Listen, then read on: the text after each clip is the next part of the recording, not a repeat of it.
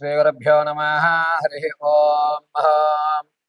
జాతవేదసే సునవామ సోమమర్రాతి యతో నిదహతి వేదః సనుపర్షతి దుర్గాని విశ్వానామేవ సింధుంద్రితాగ్నిః తామగ్నివర్ణం తపసా జ్వలంతీం why రోచనీం కర్మఫలేషుష్టాం దుర్గాం దేవీగుం శరణమహం ప్రపద్యే. Indrakeeladri Durgi మహాదేవమీశ్వరీ నమో నమః. మేషం నుంచి మొదలుకొని మీనరాశి వరకు కూడా రోజులు గడుస్తున్నా, సంవత్సరాలు గడుస్తున్నా మీరు అనుకున్నటువంటి పనులు అవ్వకపోవడానికి అసలు నువ్వు ఎంత కష్టపడుతున్నాను అంటే, నా అంత కష్టపడేవాడు వేరేవారు లేరు. నేను చాలా ఇబ్బందులతో అన్నీ అధిగమించుకుంటూ వస్తున్నాను. కానీ ఎంత శ్రమించినా ఆ ఫలితం పూర్తవ్వడం లేదు అనేటువంటి సమస్యలకి ఎప్పటి నుంచో కలగా ఉండిపోయినటువంటి స్థిరాస్తులు కొనుగోలు చేయలేకపోతున్నానే, నా మీద జనాల యొక్క ఏడుపు ఎక్కువగా ఉంటోంది. అసలు నా జీవితం ఏమైనా మారుతుందా, మారదా? నాకంటూ గవర్నమెంట్ ఉద్యోగం వచ్చినా, ప్రైవేటు ఉద్యోగం వచ్చినా అది నిలబడుతుందా, నిలబడదా? ఒకవేళ వివాహయుక్తాలు చేసుకున్న తర్వాత సత్సంతానం అయ్యేటువంటి అవకాశం ఉంటుందా, ఉండదా? అసలు పూర్వీకుల యొక్క ఆస్తి మనం తినేటువంటి అధికారం ఉందా, లేదా? ఇలా ఎన్నిసార్లు ఎంతమంది జ్యోతిష్కుల దగ్గరికి వెళ్ళినా చెప్పిన తరువాత జరగడం లేదు. అదేవిధంగా ప్రతి ఉగాదికి కూడా గమనాలు మారిన తర్వాత నా జాతకంలో ఎన్నో ఇబ్బందులను ఎదుర్కొంటున్నాను. ఈ రోజున్న పరిస్థితి రేపటి పరిస్థితి కంటే దారుణంగా ఉంటుంది. అసలు రేపు అనే పదాన్ని తలుచుకుంటే భయం వేస్తోంది. ఇలా అనేకమైనటువంటి సమస్యలు చాలా మంది వద్ద మాలాంటి పురోహితుల్ని కానీ ఆస్ట్రాలజిస్టులను కానీ కలిసి అసలు నా జీవితంలో మంచి అనేటువంటిది ఉంటుందా, నా జీవితంలో నేను బాగుపడే అవకాశం ఉందా, నేను ఏదన్నా యాక్సిడెంట్ల నుంచి తప్పించుకోవడానికి, గండాల నుంచి తప్పించుకోవడానికి మార్గాలు ఉన్నాయా, నా పరిస్థితి ఏమిటి గురువు గారు అనేటువంటి అనేకమైనటువంటి మీ మనసులో ప్రశ్నలకి ఈ రోజున సమాధానం అనేటువంటిది చెప్పడం జరుగుతుంది. అసలు మేషం నుంచి మీనరాశి వరకు కూడా ఏ ఏ సంవత్సరంలో మీకు అదృష్టం కలిసి వచ్చేటువంటి అవకాశం, ఆకస్మికంగా పూర్వీకుల ఆస్తి కానివ్వండి, లేకపోతే మీరు ఎప్పుడో ఇన్వెస్ట్ చేసి మర్చిపోయిన ధనం మళ్ళా మీకు తిరిగి రావడం, లేదా ఒక ఇన్సూరెన్స్ చేయించారు, ఆ కాగితం కనబడలేదు, ఇన్సూరెన్స్ క్లెయిమ్ అయిపోయింది, మీరు ఇప్పుడు కష్టాల్లో ఉన్నారు, ఆ కాగితం మీకు మళ్ళీ ఎప్పుడు కనబడేటువంటి పరిస్థితి, విడిచిపెట్టినటువంటి బంధాలు, నేను తీసుకున్న డెసిషన్ కరెక్టా తప్పా? కొంతమందికి 2 ఉద్యోగాలు వస్తాయి. ఒక ఉద్యోగాన్ని ఓకే చేస్తారు, ఇంకొక ఉద్యోగాన్ని స్కిప్ చేస్తారు. ఈ ఉద్యోగం ప్రయాణం అవుతున్నప్పుడు మధ్యలోనే క్విట్ చేయవలసిన అవసరం వస్తుంది.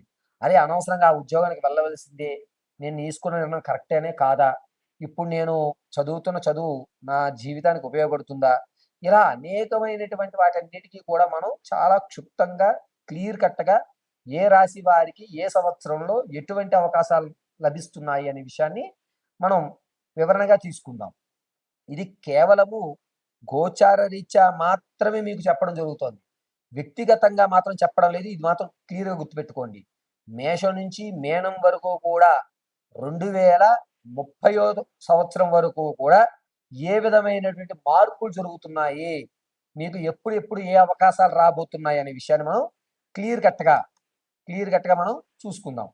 మకర రాశి వారికి ఈ 2026 ఆగస్టు నుంచి 2030 ఆగస్టు వరకు జరిగేటువంటి పరిస్థితుల గురించి ఒక్కసారిగా మనం చర్చించుకుందాం. ఈ 2026 ఆగస్టు 15వ తారీఖు నుంచి ప్రారంభం చేసుకుని అక్టోబర్ 8వ తారీఖు మధ్యలో మకర రాశి వారి ప్రమాదానికి గురవుతున్నారు. యాక్సిడెంట్లు జరిగేటువంటి అవకాశం ఎక్కువగా గోచరిస్తుంది. ఆర్థిక పరంగా కాస్త అప్పులు తీర్చేటువంటి మార్గాలు కనబడుతూ ఉంటాయి. కానీ ఈ ప్రమాదం వల్ల మీరు తీర్దాం అనుకున్న అప్పు వైద్యులకి కేటాయించవలసి వస్తుంది. కాబట్టి ఆరోగ్యం విషయంలో చాలా జాగ్రత్తగా ఉండండి. మీకు తెలియకుండానే మీ శరీరంలో ఆర్గాన్స్ అనేటువంటివి కాస్త ఇబ్బంది పడేటువంటి అవకాశం ఎక్కువగా గోచరిస్తుంది మకర రాశి వారికి. ఆర్థిక పరిస్థితి పరంగా వస్తే కనుక మకర రాశి వారు ఈ సంవత్సరం 2026 నవంబర్ 8వ తారీఖు నుంచి ప్రారంభం చేసుకుని 2027 మార్చి 18లోగా ఆర్థికానికి సంబంధించినటువంటి అప్పుల బాధ తగ్గడము, లక్ష్మీ కటాక్షం కలగడము, మీకంటూ కొత్త బిజినెస్ ఐడియాలు రావడం, మీ పై అధికారులు మిమ్మల్ని ప్రోత్సహించడం, మీకు ప్రమోషన్లు ఇవ్వడం, ఇన్ని రోజులకి నేను పడినటువంటి కష్టానికి ఫలితం దక్కుతోంది అనే ఒక ఆనందం రావడం, 2027 నుంచి నా జీవితం చాలా బాగుంది. 2026 ఇప్పటి వరకు నలిగిందంతా ఒక ఎత్తు. ఇక నుంచి భగవంతుడు నన్ను చూసినట్టున్నాడు, నా కష్టాలు తెలుసుకున్నట్టున్నాడు, ఆయన నన్ను రక్షిస్తున్నాడు అని చెప్పి మార్పు అనేటువంటి జరుగుతూ ఉంటుంది. దైవాంతికమైనటువంటి చింతన అనేటువంటిది 2027 ఏప్రిల్ 9వ తారీఖు నుంచి దైవంకి సంబంధించిన ధర్మమైనటువంటి కార్యక్రమాల్లో ఎక్కువగా పాల్గొని మీకంటూ ఒక ప్రత్యేకమైనటువంటి వైబ్రేషన్స్ క్రియేట్ చేసుకుంటూ ఉంటారు నవంబర్ వరకు, 2028 నవంబర్ వరకు కూడా. అయితే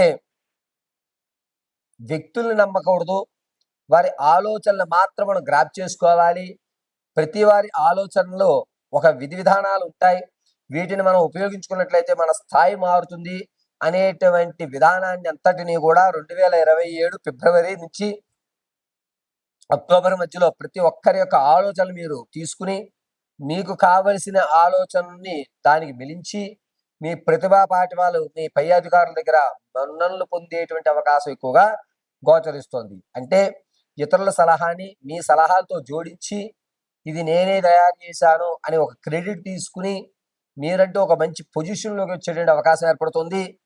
విద్యార్థులకి 2026 అక్టోబర్ 18వ తారీఖు నుంచి ప్రారంభం చేసుకుని 2027 మార్చి వరకు కూడా కాస్త విద్య పట్ల శ్రద్ధ తగ్గుతుంది, చెడు స్నేహాలు ఎక్కువ అవుతుంటాయి.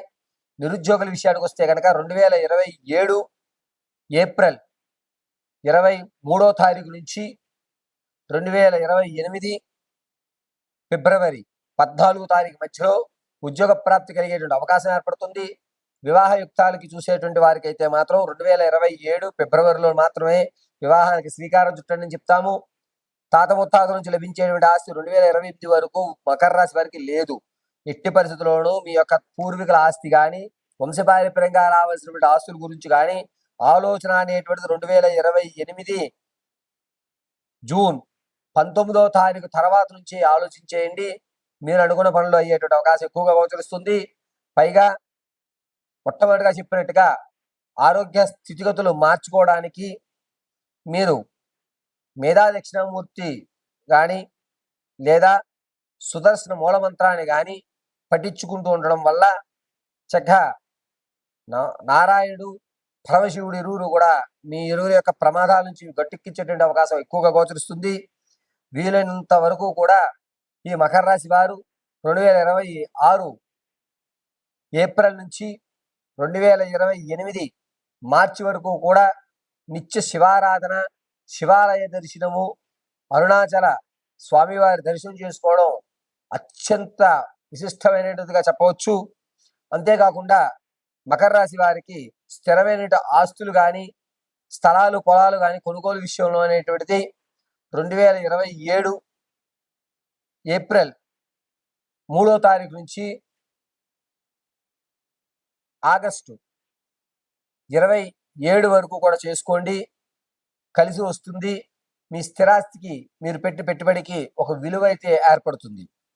ఇక మకర రాశి వారి గురించి ఇప్పటి వరకు మనం చర్చించుకున్నంతా కూడాను గ్రహ సంచార విషయాల్లో చెప్పాను. అర్ధాష్టమంలో ఏనుంటారు, ద్వాదశంలో ఏనుంటారు, షష్టాష్టమంలో ఏం చూస్తున్నారు అని చెప్పి మిమ్మల్ని కన్ఫ్యూజ్ చేయకుండా క్లారిటీగా సూక్ష్మంగా చెప్పడం జరిగింది. మరిన్ని విషయాలు చెప్పడానికి మకర రాశి గారి యొక్క వ్యక్తిగతమైన జాతకాలు తెలుసుకోవడానికి కింద స్క్రోల్ అవుతున్న నెంబర్ సంప్రదించండి. ఒక్క విషయం గుర్తుపెట్టుకోండి, ఇప్పటి వరకు నేను చర్చించిందంతా కూడా గోచార రీత్యా మాత్రమే తెలియజేశాను. ఈ విషయాన్ని పరిగణనలోకి తీసుకోండి.